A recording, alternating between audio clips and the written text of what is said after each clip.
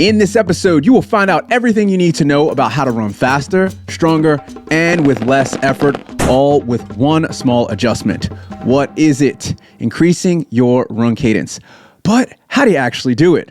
To answer that, we need to go back 20 years. Way back in college, I ran track and had an awesome coach. Shout out to Coach Marty Owens. One day we were doing 200-meter repeat sprints. He saw that I was stretching my legs out and running faster at the end of each interval. I was like, yeah, I go faster that way. He then said something that changed my life forever. He said, hey, Darren, why don't you try shorter steps to get more power from your glutes and hamstrings instead of stretching your legs out and breaking your stride? I scoffed and was like, but on the next interval, I tried it because I'm a good runner, good student. It was kind of awkward, but my times were slightly faster. And by the third interval of me trying this new way of running, I felt fresh at the end of the interval. My obsession with cadence was born from there, and I wanted to tell the world about this one metric that could potentially change the game for all runners, you included, from the 5K to the marathon and even ultra marathoners. Who am I? I'm Darren, run coach, sub 3-hour marathoner, and 10-hour Ironman finisher. Since 2012, I've been coaching other runners, researching and experimenting on myself on how to get 1% better each day. I do this through habits and incremental gains in my training, racing, and life, all so that you can run and live your best one step at a time. Let's get into the episode. What you will learn. I'll start off by defining what run cadence is, why you should care about it, and how to measure your cadence. Once we quickly get through that, we can move into the meat of it all, and I can give you 18 different ways to improve your cadence, ranging from super easy to a bit more complex and nuanced. Because everything's not easy in life, so some of the stuff you're gonna have to work for. I'll touch on the traps you should avoid as you look to increase your cadence later on. At the end, I'll show you how this plays out in the real world and give an example training plan, followed by a longer term plan to increase your cadence over 6 months. Yes, it might even take that long. And last, I'll be joined by running physical/physiotherapist, professional, specialized experts to help me explain this better. One will be Dr. Marie Witt, who's a strength coach for runners, who's on YouTube and Instagram. Let's get into it. What is run cadence exactly? Run cadence describes the number of steps a runner takes per minute. It's literally counting how many times your feet hit the ground in 1 minute while you're running, just like beats per minute in music. Now, why should we care about run cadence? 3 main reasons. 1, for efficiency reasons. A higher cadence can make your running more efficient by reducing your feet time on the ground, so how long you actually are on the ground. Runners want to spring off the ground as quickly as possible. A fast marathon runner will take 20,000 steps, and a slower marathon runner will take 60,000 or more steps, which is crazy. 3 times more. Now imagine if you could shave off a quarter of a second per step and use that energy to spring you forward. Physics and momentum all in action. Yes, that is efficiency. The second sub-reason, for injury prevention. It can help lower the risk of injuries by reducing the impact on your joints and muscles. And the third is possibly increase speed. Possibly, huge asterisk. Increasing your cadence can help you run faster without increasing your effort. If you train it, it takes a bit. This is a bit of a misnomer because when someone increases their cadence, they run faster. But it's because they increase their stride length, which is how far each step is going. Here's Dr. Marie Witt with why we don't want to increase our run stride and how to actually think about it. Overstriding results in running injuries like runner's knee, Achilles issues, plantar fascia issues. Here is a cue I give to runners. If you are running down a paved trail, a dirt trail, and all of a sudden there's a lizard or a snake that crosses your path, you kind of pull back, your steps get shorter because you're probably trying to either stop or jump over the critter. This is actually a great sensation to put into your brain because that is what shortening your stride feels like while trying to maintain the same pace. Now, how do we train all that? I'll get into that shortly. But first, we need to measure cadence. How to measure your cadence. 1, count your steps. So simply count how many times one foot hits the ground in 30 seconds and then double that number. This is way easier said than done, so use technology to help you. 2. Use the technology. Many smart running watches and apps can automatically track your cadence. For the nerds, these devices use an accelerometer and algorithms to determine how many steps you take per minute. This is way easier than counting in your head and doing math. Optional advanced technology. Using a foot pod like the Garmin Running Dynamics Pod, Wahoo Ticker X chest strap, heart rate monitor, or Stride's power meter / foot pod will give you a crazy amount of data and metrics that is probably overkill for most people, but not for me. I love that stuff. I have all these devices and I love analyzing my data after the run, sometimes during the run, but usually after. To each is their own. But you're not me, so let's get into what the ideal cadence is for certain people. The ideal cadence. There is no perfect number for anyone. While it varies from person to person, depending on factors like height, weight, running style, foot strike, are you a forefoot, midfoot, or heel striker, experience, speed, surface, etc. Do you overstride? Do you understride? Here's a quick backstory of where we are in cadence with science and research from Dr. Marie Witt again. Cadence is a hot mess in the research space. Like in the 80s, research scientists decided, you know what sounds good? 180 steps per minute. That's going to be perfection. That's going to be our random gold standard. And it really was pretty random. Because what happens here is 180 steps per minute, which is our definition of perfect cadence, doesn't work for every body type. My personal number is between 175 and 185 steps per minute, but sometimes I question that and want to get professionally assessed in the future, and I might do that. So watch this space. Taller runners can run at a lower cadence and be efficient, while shorter runners run at a higher level, a higher cadence usually, and they're efficient. Eliud Kipchoge, master marathoner, is around 190 steps per minute for his marathon pace. Now that you know all the basics about cadence, here are 18 ways to train and increase your cadence. So here you go. I'm gonna give you the whole step-by-step manual. They start off easy and straightforward and then progress to more complex. The complexity combines how difficult it is for you to actually do it, the gear you'll need, etc. So actual mental effort, physical effort. Please note, I am not your physical therapist or run coach or any of these professionals on here that you'll see. Take everything that we all say as entertainment and information only. Consult a run-specific physical physiotherapist to get your run form and gait assessed to see if increasing your cadence is best for you. Everything will have the number of the step, it will have the name of the actual tip, how to do it, and it will have the difficulty, so easy, medium, or hard. Number 1, stride length reduction. Easy. Focus on shortening your stride slightly while maintaining the same speed or pace. This can help naturally increase your cadence without significantly requiring changes in your effort or technique. Super easy, just go out there, do that right now. Number 2, run with a metronome.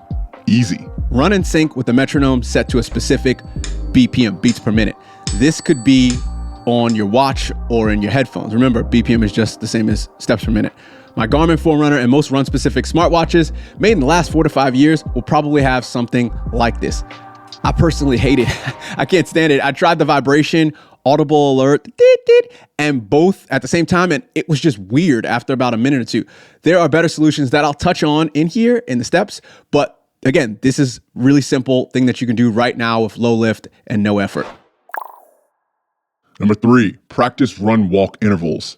Easy. Start by running for a short time at a higher cadence, then walk to rest. Repeating this cycle throughout your workout. So 1 minute on, 30 seconds off, 2 minutes on, 1 minute off, whatever you want to do. So you run the minute, you walk the minute, and that will get you used to it over time. Do this once, twice a week.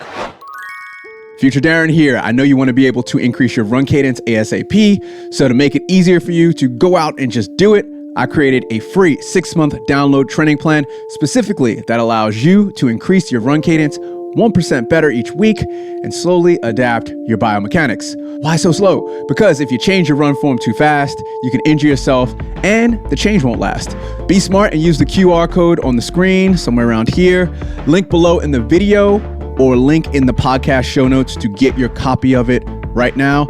And a bonus, you'll automatically sign up for our 1% Better newsletter, which isn't like other running newsletters because we don't do quick motivational hacks. Instead, every week-ish, you'll get tools and tactics to transform you through small step-by-step daily habit improvements, all to help you train, race, and live exponentially better in your running life. Let's get back into it.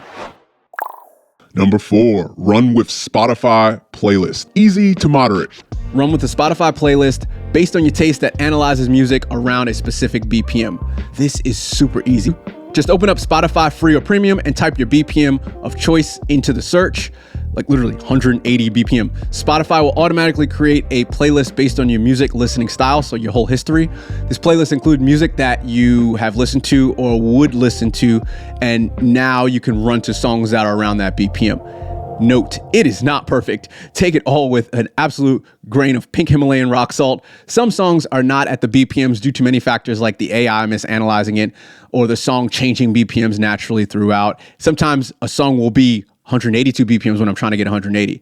But you can delete those tracks if you don't like it, it's not working, and slowly get the playlist to be beneficial for you, or move them to a playlist where everything is exactly what you want. Number 5, hill repeats. Easy to moderate. Dr. Whitfit to tell us how. I want you to go find a hill, preferably steep and short, and I want you to run up it. This is a sensation that I want you to burn into your brain, because this is what it feels like to increase your cadence or increase your steps per minute while actually shortening your stride length. Number 6, mindfulness and visualization.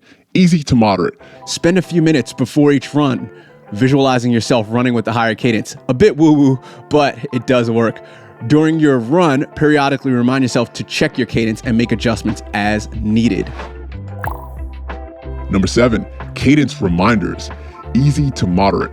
Using a watch or a fitness tracker with vibration alerts set to your target cadence can provide tactile reminders during your run. So this is not the metronome. It's like every minute or two or whatever you want the alerts to come up. It will yell at you if you're out of your zone. Number 8, get a DJ mix of songs. Moderate. This is the most granular specific and my current favorite. You can pick the exact music you want and get the exact steps per minute while enjoying what's actually in your head, and your body naturally goes to the flow. This is the advanced version of the metronome. Get a DJ mix that is mostly the same BPMs of songs you like, can tolerate, and then match it precisely to the BPM you want.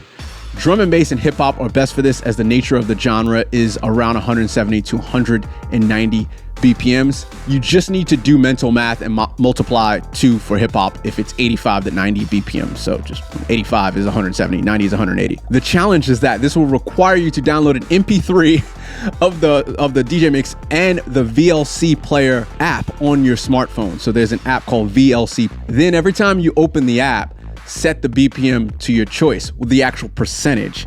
So it goes, you can speed something up with a ratio of 1.0 to 2.0, 3.0 times if you want to listen to a podcast or something. But you need to just speed it up just like 1.02, 1.04, which I am visually showing you on this video podcast. If you're listening, highly recommend go watch it or check out the website or show notes. I'll have a video on this.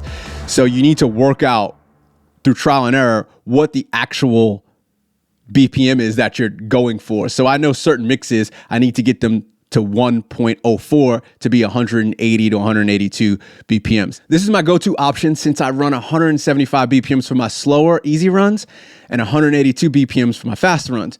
It's a bit more mental bandwidth, but the specific nature of dialing right in is what I live for. I love this technology stuff. Number 9, use a running app. Moderate. Many apps offer cadence coaching features that provide real-time feedback on your steps per minute. Most of them are paid. You can't get exactly what you want, but try them out. 10, cadence counting. Moderate. During your runs, periodically count the number of steps you take in 1 minute. Yes, very manual. This helps you become more aware of your cadence and encourages adjustments as needed. But it's painful because you sit there, go 1, 2, 3, 4, 5, and then you got to go with the watch and all that type of stuff. Number 11, barefoot or minimalist running. Moderate. Dr. Whitfit with how to do it. If you're feeling brave and you have a grassy, sandy, or dirt area that is safe to run barefoot on, or you're gonna go grab some minimalist shoes, I want you to go run barefoot for only 20 to 30 seconds at a time, because what you're going to feel and what you're going to experience is your body naturally shortens your stride length because it doesn't have that overt squishy protection of the running shoe. This is another great way to burn that sensation into your brain of, this is what it feels like to change my cadence in a way that is helpful for my body. However, this is not for runners who have Achilles issues, plantar issues, or even runner's knee issues. So don't come for me.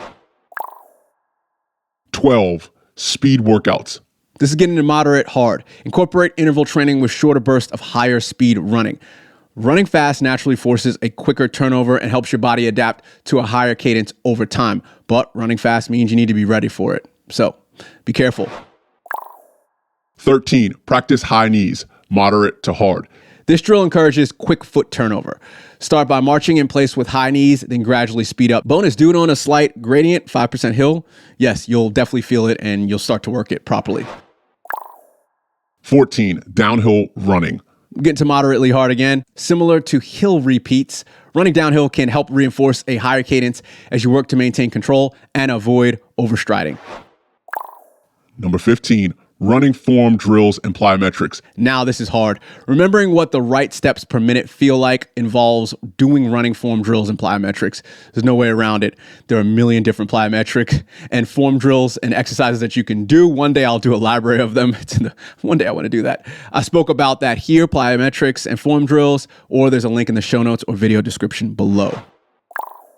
Number 16, strength training for lower and upper body. This is hard because it takes effort. And Dr. Whitfit goes into more detail. What I'm going to have you do is I want you to start focusing on strength training regularly 2 to 3 times a week by focusing on squats, lunges, variations of calf raises, because these exercises are going to help build strength and power in your lower extremities, in your legs, which you need them to be strong, solid. You need the tendons to be elastic because those are going to be your powerhouse, which help you maintain a fast cadence without getting tired in an optimal way for your body. Number 17, work with a professional. Well, this is the last one. This is hard. Hire a running coach, run physio / physical therapist to do a run form or run gait analysis with video. A professional specialist can provide personalized advice and training plans to help increase your cadence safely and effectively for you and your very specific needs. Every runner is different. Periodically recording your running form and analyzing it with the specialist can help identify specific areas for cadence and strive mechanic improvement. And you get to see yourself progress over time. Final thoughts. Making drastic changes to your running form in such a short period of time, like a month, could lead to injury as your body isn't accustomed to these new run mechanics. However, sticking with this gradual approach will reap significant benefits. You'll start to bulletproof your tendons, connective tissues, ligaments, and bones, making them more resilient. As you become a more efficient runner, you'll be better equipped to handle increased running volume and intensity, and, as everyone wants, run faster and longer. Thanks for rocking. If you want to learn more about this topic, we went into further detail. You should go and check that out right here.